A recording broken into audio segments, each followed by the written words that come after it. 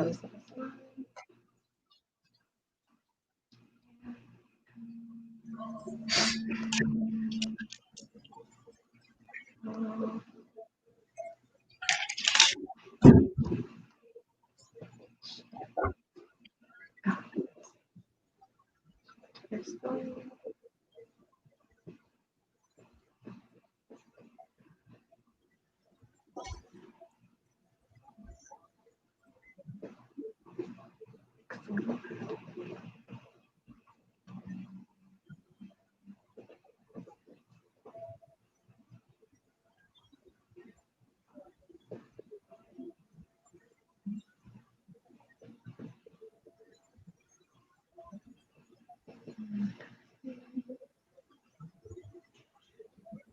Okay, and I'm about to get started. So for those of you that are starting to get in, make sure that you comment and let me know that you're on here with us, please.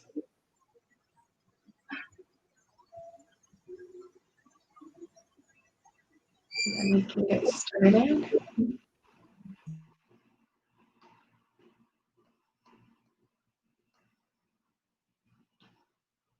Perfect. I'm going to go ahead and get started right now. And for those of you that start hopping on, please make sure that you comment and let us know you're on here with us. You can do that by giving us a thumbs up or typing in a note, as we've already had one person do. So I just wanted to quickly give a shout out. I see State Representative Tracy Pratt-Clark is on here with me, our board chair Brian Dice, and Parker Brown. Thank you for hopping on here this morning. I am Juliette Bell, President and CEO of the Westminster Chamber of Commerce. And for those of you that are coming back with us, thank you. We always appreciate your lovely faces, and new folks like Jude, who I've just seen you on. I hope you return back to our page in the future. And to stay updated of what we post out, be sure that you hit the like button and the follow so that you can get notified when we go live. If you have friends or know of other people that might not have Facebook but want to understand what's going on in the world around them, we also stream these on our YouTube page, and we'll simultaneously link it to our resource hub on the Westminster Chamber website. Now, by now, you've seen a few different comments come up, a few good morning messages from our board chair, and of course from Brian, from Parker, and Jerry, I see from the Jeffco side as well, has hopped on here with us. Now, I do this not just so I can, have something that pops up. I do it so you can become more familiar with the feature that you have at your disposal. At the bottom of this video, if you're streaming it from your phone, if you're looking from a desktop, you can see it generally on the sidebar. That is an option for you to post any comments that you might have. If you just want to let us know that you're tuning in, if you gained some information that you really did not know and think is beneficial, let us know what that piece was. But finally, if you have any questions for our mayor today, whether it's related to the content that he shares generally in the city or about COVID, just let us know what those questions are. We'll address those at the end of the broadcast, and if we need to come back to you with more information, we'll let you know what that is. So again, quick shout out and hello to all of those that have already tuned in with us. Now, I have the pleasure generally every Monday, there is only one that I get to start my week off with the mayor. And when I don't start it off with the mayor, I told him it did not feel right. So he is committed to me as long as I can have him. But we have a few different updates that he plans to share with us today. And I just want to have him take that away. And of course, for you guys to type in any of your comments or questions, we can get to that here in a little bit. Mayor? Thank you, Juliette. We're going to cover a couple of subjects this morning, and there are a number of links that we're going to make reference to, and I've sent Juliette all those. There's probably somewhere between 6 and 10 different links that we're going to talk about this morning, so she'll have that out for you later this morning.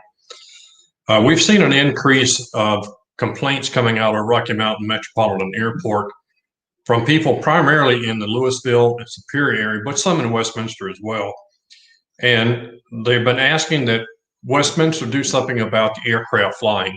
And unfortunately, Westminster, the county, and the state really don't have any control over that. That is a federal authority.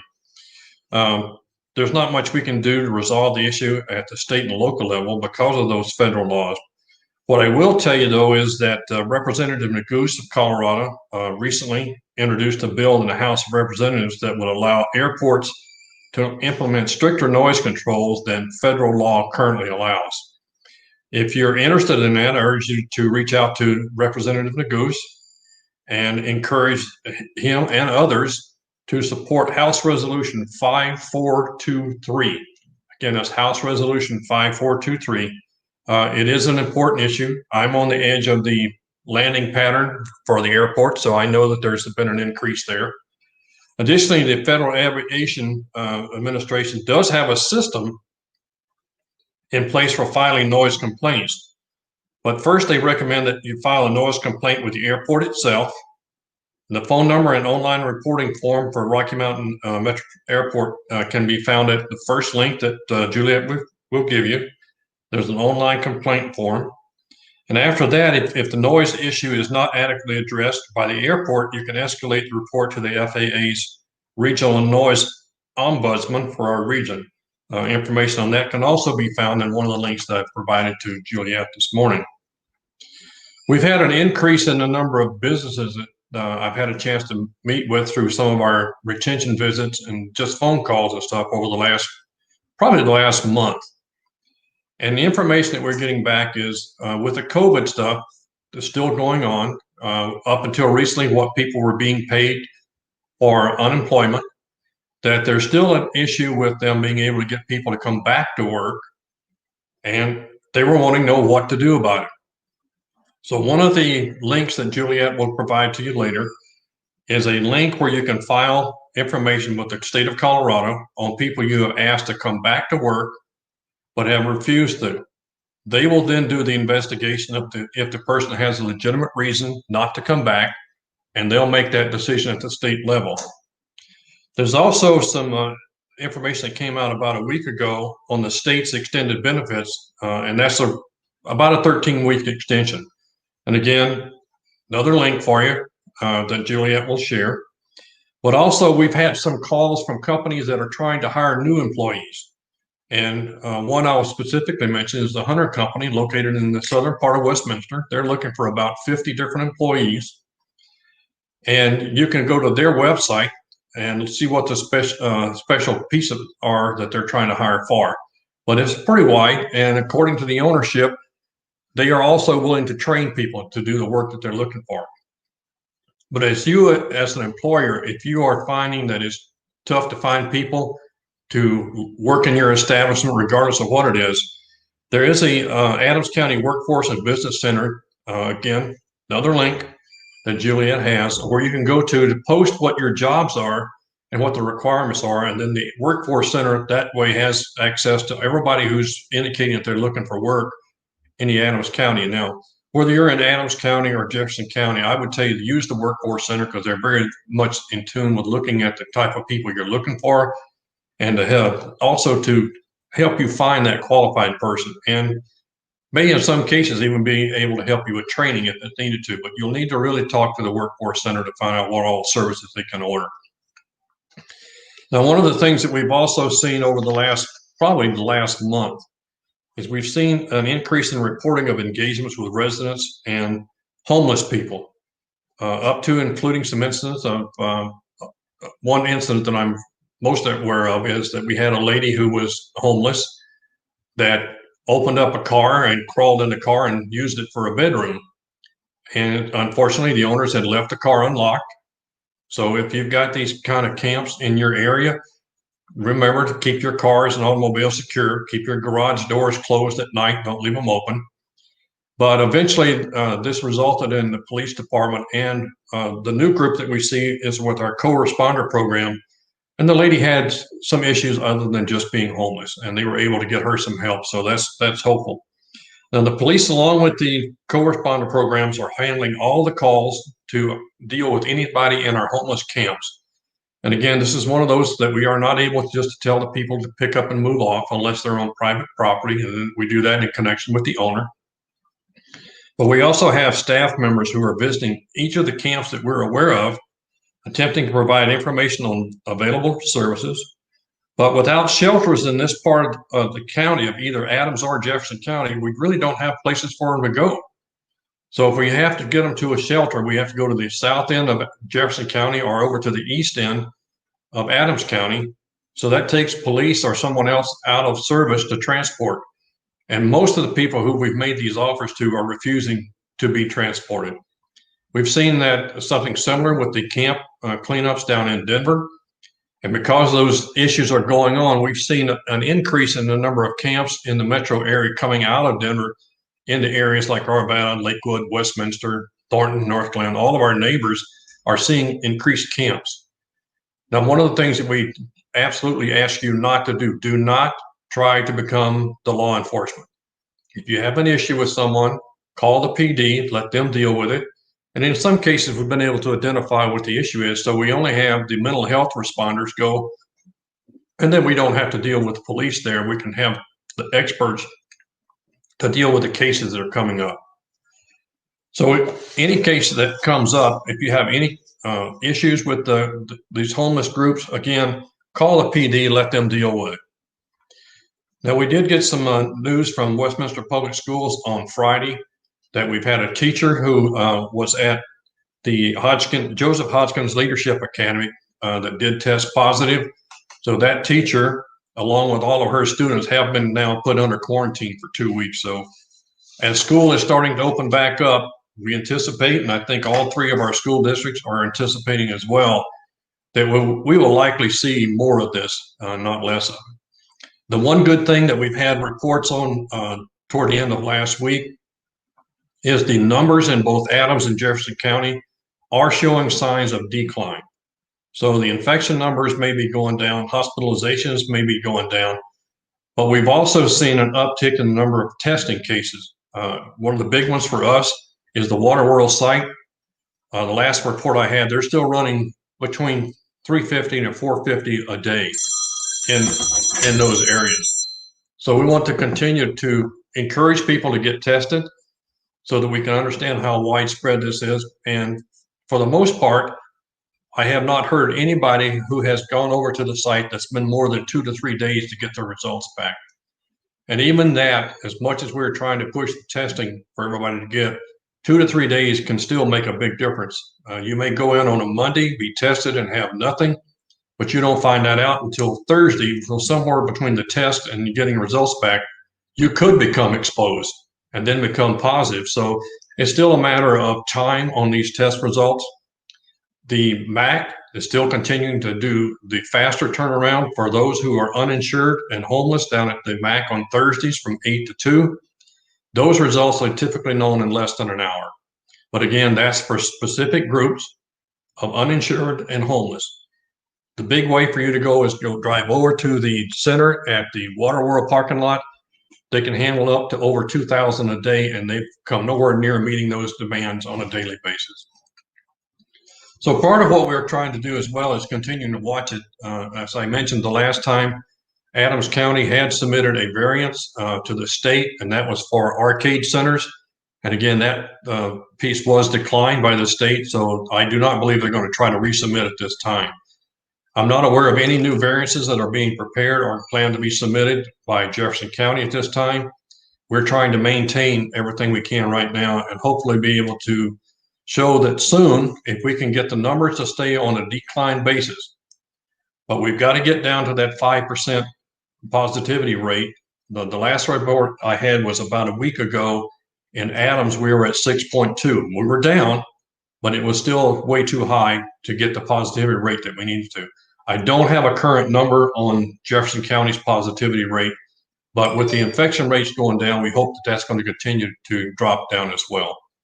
Eventually, we hope to be able to have both counties apply for the Protect Your Neighbor, which again allows us to look at more opportunity to expand our business offerings. But for those of you who have a bar, you can now serve up until 11 o'clock. The governor gave us another hour. So those are encouraging signs that we've seen stuff going on. Unfortunately, here in the metro area, we saw another night, Saturday night, of protest and damage and destruction. We have been very fortunate in Westminster, and I know that I'm looking for wood to knock on, that we don't have those kind of issues here. What protests have taken place in Westminster have been very polite. They've been organized. The people have completely adhered to all the requirements from the law enforcement and first responders, and they've not included anybody in it that we could find that was trying to cause issues. So we appreciate them. Juliet, that's not a lot for this morning, but there's a lot of links with a lot of information for our business groups to go look at, especially if you have trouble finding employees, or you're having people not coming back, or if you're on and you know people who are looking for jobs, that maybe in your particular establishment, they don't have a place right now, but the Adams County Workforce Center is still a very big piece of what we're trying to find people. Other than that, we'll be at City Council tonight, just like every Monday night. Hopefully be out within 4 to 5 hours, and we'll see. Other than that, I'm back to Miss Juliet. All right, thank you so much, Mayor. And for those of you that have hopped on, which we had a lot of people that hopped on, I see Esther, Denish, we have Peter, we also have Jason Ganal, Gank, and Dave Carpenter. We have several people that have been here with us. Our mayor has shared some updates and employment related, workforce related. He's also touched on homeless issues that are in the community, testing sites, the number of tests, and frequency on feedback that you would receive as a result of taking those. All of those I've included in the comment section of this broadcast. If you're just now tuning in with us, we have with us Mayor Atchison, who is now taking up questions or feedback or comments on what he has been able to share, or anything else that you might have in mind. Now, these were a couple of comments that came from Jude, and just thank you. We as well, I know, are very supportive of our police department, and some of these are common issues that come through. So I didn't want to gloss over some of your comments that you were sharing as the mayor was speaking. So our question comes to us from Peter. And Peter's asking, he did share good morning to you earlier, and then he came in when you started talking about the homeless camps that are going on, or homeless that are starting to use public spaces, and our inability to necessarily move them unless they're on a private site. And in the instance of them staying in public, then we send out those responders to better take care of them and let them know what the resources are and options may be. So Peter is asking along those lines, what may be the long-term plan for those camps? Well, right now, Peter, thank you for the question, but it's primarily a monitoring situation. Legally, we can't move them. They have a right to be there as long as they're not on private property. If they're on private property, it requires that the homeowner or the owner of that property, if it's commercial, they have to make a complaint in order for us to respond to any kind of trying to move them on. The big thing is to make sure that we're trying to get services offered to them, that we have our staff who's out visiting the camps on a regular basis to make sure there's not health hazards that are starting to accumulate. And then if there is, we have to try to figure out a way to get them cleaned up. If you've watched the Denver stuff, you know how bad some of the hazards were in the Denver areas, and we're trying to prevent that from happening here. Again, we have 2 full-time staff that are out visiting these camps on a daily basis. To make sure we're trying to do them. But if there's one that you're aware of, doesn't mean that we are aware of it. Unless we get a complaint or somebody happens to stumble across it, there are camps that we think are here in Westminster in some of the areas that we may not be aware of, therefore we're not monitoring. So if you come across one, get word to us. If you need to, send it to me, that'd be fine, and I'll get it to the appropriate groups. But we do want to know where they are so we can make sure we're offering them the services where we can. Excellent. Thank you so much. And thank you for emphasizing that, because I was not aware. So if you all are not aware of those different camps and everything, then it's on our side to be able to educate and let you know, hey, here's something that we may have seen that our city may not be aware of. So definitely share that information. You mentioned a little bit about a homeless situation that kind of went into an open vehicle and some things like that. It just kind of reminded me, last week on Friday, we did have Chief Carlson with us visit from the police department. And one of the outreach efforts that we'll be doing with them is that training on the 9th, and then again on the 29th of September, related to how our businesses can put some checks and balances in place as it relates to their safety for themselves, for their employees, and their property. So if that is of interest, please tune in a little bit later for some information on that. Our next question comes to us from Dave Carpenter. This is, again, we touched a little bit about the declining rates we're seeing in Jeffco and we're seeing in Adams County. We also shared that the idea is to move into that protect our neighbors. To do that, we have to meet a certain number of criteria that our state has outlined for us in that next phase. After you shared that, we also touched on the fact that Adams County had submitted in a variance request for arcades that was then declined. This question comes as a follow-up to that from Dave Carpenter, who's asking why the state would decline a variance that allows the arcades to be open, but even though the casinos are, if that makes sense. So casinos are already open. Why can't arcades not be open? To the best of my knowledge, Dave, the issue was the plan that was submitted by the owners of those businesses was rejected. So evidently they didn't feel that they had done a good enough job on their plan to exercise cleaning, social distancing. I don't have those kind of details. You'd have to go to the county to get to talk to them. The only arcade business that I can think of right now off the top of my head would be Dave and Buster's. So I don't believe that they're open. I haven't seen any traffic over there. But the one that was actually submitted from Adams County was for Boondocks.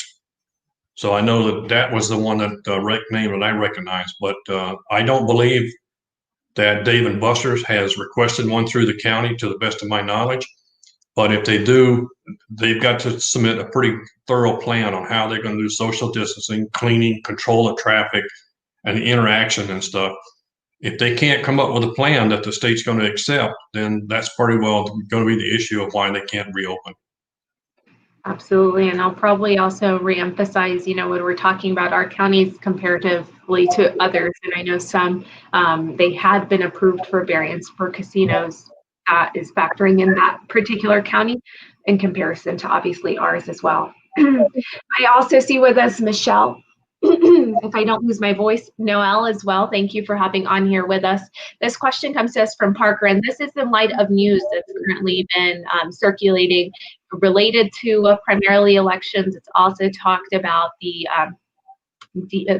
lack of funding that's being made available to our postal service, interruptions that might be there. So again, this is more of the national news that we have been hearing or seeing about on TV, on our streams, or on our online devices. So Parker is asking, have we seen any of those disruptions actually occur here in Westminster? Has there been less mail that's been happening, or he says, or less bills, he's hoping his bills also get routed elsewhere. But what can you tell us from the standpoint of our Westminster community?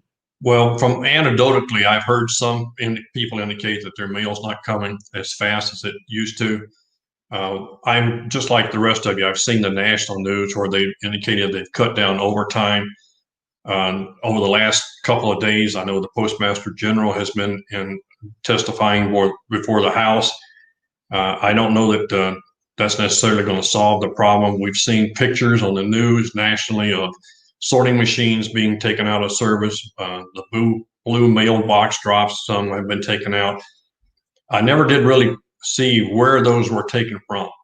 But as far as the Westminster area, keep in mind we have like 7 different zip codes, and we've got multiple post offices feeding it. I can't tell you that any of that has happened at any of those that feed to Westminster. I've not had a report that they are, but I'm like you. I've seen what I believe is a drop in 4th class mail, what they typically refer to as junk mail. I'm not seeing as much of that. My bigger concern is what I've heard reports from nationally on people not receiving medicine in time, especially our vets and others who rely on the post office for that. But we've heard from the Postmaster General over the last couple of days that the coming election should see no impact to ballots being mailed. For Colorado, this is just not something that should be a big deal. We are very used to using mail-in ballots. But I will tell you that on the night of the election, between 6 and 7, there will still be a lot of people that drive to City Hall to the drop box and dropping it off because they didn't mail it in time. My encouragement is when you get it, sit down at your table whenever you first chance you get it back into the mail. But those boxes are open until 7 p.m. the night of the election, and then after that, the county's election groups pick them up. It is not inside City Hall. Don't try to go inside. It's over by the flag staffs in front of City Hall and the public safety building. So go there. If I get any bills, Parker, if come in and I don't really want to help you feel better, I'll bring them over and drop it off at your office. We tried with that one, and thank you so much for clarifying for people on our postal service, but also emphasizing that they can still drop off. Those are options available to them at any of their locations, including City Hall. I know I've personally utilized that on the last minute as I've needed to as well. So Jude does have a question for us, and this relates, so back to our comment earlier, we talked a little bit about the homeless camps and our ability to try and go out and assess where those are, and if we see those, to inform the city, because you may not be aware of them and would like to know where they're placed, but who is out there and what's going on. So she's referencing, or he or she, sorry if I'm butchering you, but anyways, they're referencing panhandlers, and often they'll see them on corners with their children. It might just be an individual. It could be a combination of multiple kids and then one adult. Is that something that they can report, or is that more of just the general concern as it relates to panhandlers? I would tell you, if you see it, report it. It's better to make a mistake and not report something that's a problem than it is to ignore it. But I would also caution you about panhandlers. Now, the city cannot stop panhandlers because it's part of their First Amendment rights. However, we have been looking along with other cities across the United States on ways to make it so it's safer. One of the things that we're looking at is we see people in these medians all the time, especially some that are only about 2 foot wide. And some of these big delivery trucks that go along those medians have truck mirrors that stick out 3 or 4 feet so they can see the back end of their trucks. This is a safety issue that we're trying to figure out a way to make better and prevent people from being in unsafe conditions, but not in any way to infer that we're going to do anything about their First Amendment rights. We also know that there are groups that will use children to panhandle that really are doing nothing, but this is a way for them to earn money every day instead of looking for jobs. It's an unfortunate situation. Some of you who have business areas where people park at night, whether you know it or not, we see motorhomes with these families sometimes parked in parking lots. They stay overnight. Then they move around to different areas and drop off the, typically it's a female with children, but there are times that we'll see a male with children. So yes, we're aware that they're out there, and we're seeing more and more of it with the summertime than we do typically in the winter. It doesn't mean that there's going to be a decrease. It doesn't mean there's going to be an increase with summer, but typically we see it. And some of those are things that they've referred to in the past as travelers, people who move from area to area and they work certain corners. If they feel that they're getting a lot of donations, the word of mouth spreads, and you'll see that many more. I know that the area up at 120th and Sheridan, there's probably not any side of that intersection that doesn't have somebody standing in the median trying to collect money. I feel sorry for them that they're in that position, that they need to be out begging on the streets.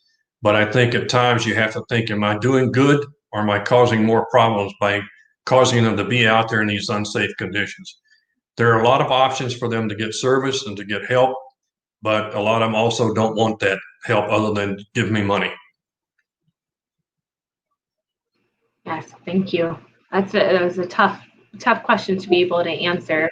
But in short, yes, you should report, but the dynamics behind it for sure are just hard to digest. Parker has agreed to take care of you and your wife at any time, so please feel free to forward him your bills. Also, Dave is thanking you for clarifying on as it related to the variance as well. Same for Peter Brissett. He's also thanking you for the update on that lens. We are close to our 30-minute mark. Before I start closing this out, I know you mentioned city councils tonight. The hope is that you all will have a kind of a shorter night, since you generally go almost into the next day. That being said, is there anything on the agenda that we should be aware of, or something that might be a pressing topic? I know we have our comment portion, or request to speak is until noon, that or to send that into the City of Westminster website. Yes, whether you're going to send in an email for comments or you're going to call in and do your recording, we still encourage you to do that whenever that opportunity is there. Probably the big one that we're really interested in on one item is the city's application to the Edward Byrne Memorial Justice Assistant Grant Program.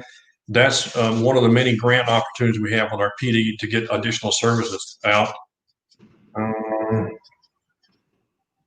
And then we'll get an update on the COVID activities that are going on around the city. And then there's an emergency ordinance that we're doing tonight to make sure that we can extend the time that we have to have to get our budget adopted. Normally, we have to have that adopted in October. We're trying to give the staff an extra month to make sure they have as much up-to-date data and to look at the ability to look at our July and August revenue streams and see how we're doing. So before we make those final decisions on the budget, on what we can keep in, what we cannot, and to look at that, we want the most accurate and up-to-date data we can, because we're talking about a budget for 2021.